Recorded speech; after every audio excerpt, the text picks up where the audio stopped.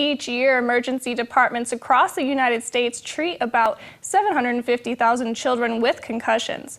For many patients, concussion-related symptoms resolve within 2 weeks of injury, but some go on to experience persistent symptoms. Researchers have developed a new clinical score that may help predict which patients are at higher risk for prolonged symptoms. This health tip is brought to you by Desert View Hospital and Mountain Valley Physicians Group.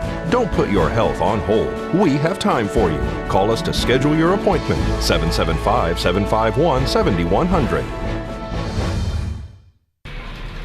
Johnny Coburn is back on the ice after being sidelined with a concussion. It was a really bad headache, just really bad. His parents watched him carefully. While his symptoms initially improved, after about a week, the headaches returned. I knew that the severity of the concussion was much greater than that 5 days or 7 days of rest would fix. More than half of these children treated at emergency departments end up with headaches after concussion. Parents usually ask about, well, how long is my son or daughter going to have symptoms? And what's going to go on after that? And what do I have to do? But there's no good way at this moment in time to actually predict those that are going to go on to have persistent symptoms following the emergency department visit. In an editorial, Doctors Lynn Babcock and Brad Kurowski from Cincinnati Children's Hospital discuss new research designed to help predict which children are at higher risk for developing persistent symptoms after concussion.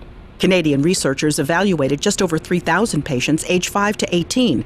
About 30% ended up with persistent post-concussion symptoms at 28 days. They actually had 46 predictors that they were looking at. After they evaluated those 46 variables, they came up with 9 variables that were fairly predictive of post-concussive symptoms. I want you to just follow my finger, just with your eyes, okay? The clinical variables were used in a 12-point risk score. They included things like age, sex, history of migraines or depression, prior history of concussion, and problems with balance. Some of the things have been shown before in smaller studies, but nothing together as a collective summary of symptoms. It's variables that we would normally capture in the emergency department, but now it's compiled into one decision rule. Johnny says he's feeling much better. He doesn't have any more headaches and is back playing hockey. I'm looking for playing with my team for a few years, playing really good hockey in college, and hoping that I get to the NHL. Catherine Dolf, The JAMA Report. Before this new scoring system is adopted for use in clinical practice, further research is needed to validate and confirm the study outcomes. The neighborhood cleanup loaded 2 40-foot trash containers to the brim on Saturday morning.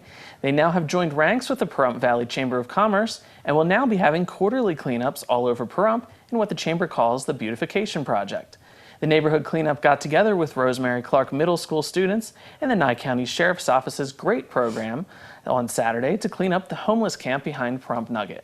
The neighborhood cleanup is headed by KPVM's own Deanna O'Donnell and Jason Koblenz, who started this project to clean up all areas of town littered with trash and shopping carts.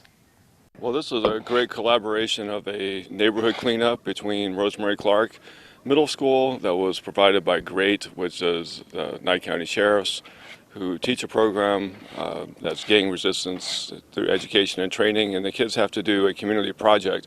So we came up with the idea that to keep the kids off the streets, not cleaning off the streets, but basically so that they could clean up their neighborhood. So we came up with the idea of how about we clean up behind the nugget where the homeless camps are.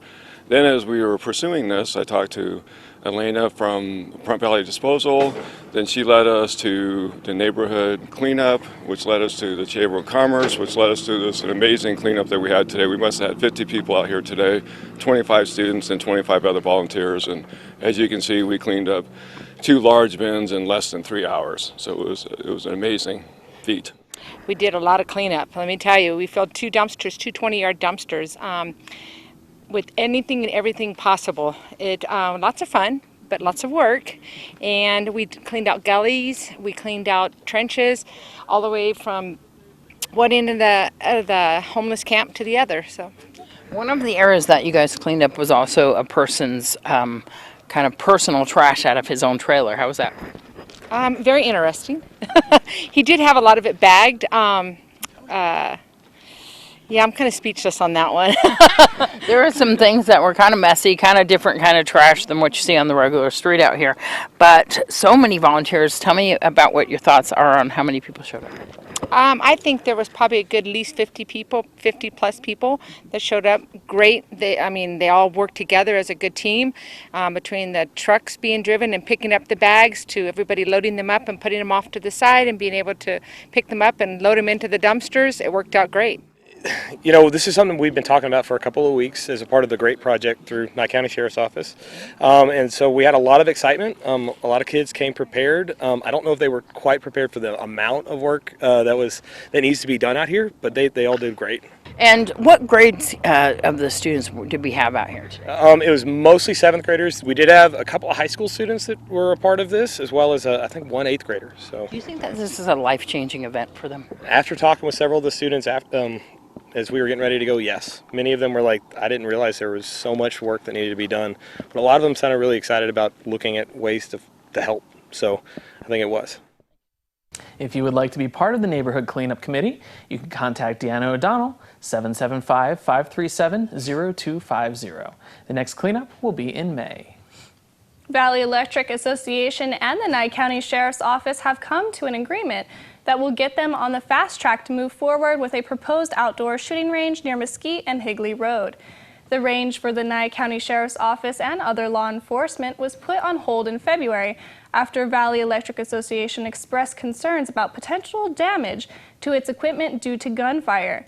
The bullets may damage the VEA facilities, which can cause outages for VEA members, as it has happened in the past. The conditional use permit has been granted to the Nye County Sheriff's Office for the construction of an outdoor shooting range. The site will be surrounded by approximately 15-foot high dirt berms, approximately 30 feet in width, and 22-foot high berm backstop. Officials will also have to conduct annual lead testing in a monitor well. All right, more news after the break.